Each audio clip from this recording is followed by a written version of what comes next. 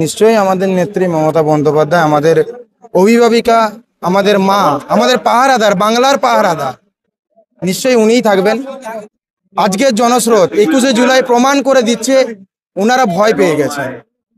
তাই ওনারা বিভিন্ন দিক দিয়ে প্রচার করে বেড়াচ্ছেন যে 21শে জুলাই এই শহীদ স্মরণের সমাবেশ নাকি এখানে হবে না, কিন্তু এটা ভুল বার্তা। মানুষের, জনগণের, জনসাধারণের কোনো অসুবিধা পড়তে দেয়নি।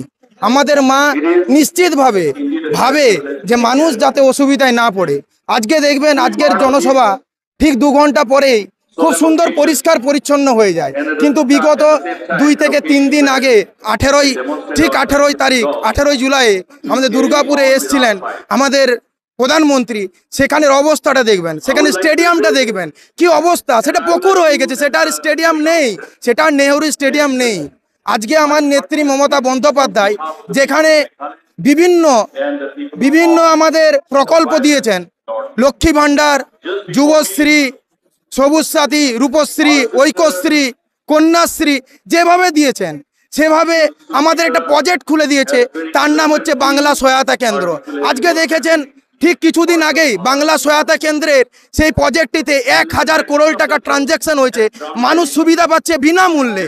সেই বিনামূল্যে সুবিধা পেয়ে বাংলা সহায়তা কেন্দ্র থেকে মানুষ আজকে পরিষেবা নিয়ে বলতে চাইছে মমতা বন্দ্যোপাধ্যায় আগামী 2026-এ নিশ্চিত থাকবে বিরোধী 50-এর নিচে। আমার নেতা অভিষেক বন্দ্যোপাধ্যায় বলে দিয়েছেন 50-এর নিচে নামবে নামবে নামবে নামবে। বিধানসভা ভোটে কাকে চাই রাজ্যে, মমতা না মোদিকে? মমতাই দাঁড়াবে। আমাদের সব কিছু করে দিচ্ছে মা। তো কাউকে বেচে লক্ষ্মী ভান্ডার দেয় না, কাউকে বেচে যুবশ্রী শুভশ্রী দেয় না, সবাইকে দিচ্ছে। অথচ মায়ের পদে সবাই লেগেও পারবে না হারাতে। মায়ের পাশে আমরা সবাই আছি, আমরা সবাই পৃথিবী সবার অঞ্চলে মায়ের কাছাকাছি আছি। কিন্তু বিজেপি তো বলছে আপনাদের 3000 টাকা দেবে। ওই 3000 টাকা লোভ দেখে কিছু হবে না। আমরা মায়ের পাশে আছি, যতই লোভ দেখাক আমরা যাব না।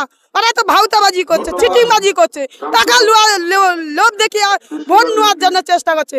মা তো ভোট দেওয়ার জন্য চেষ্টাও করেনি, মা তো সবাইকে বেছে দিচ্ছে।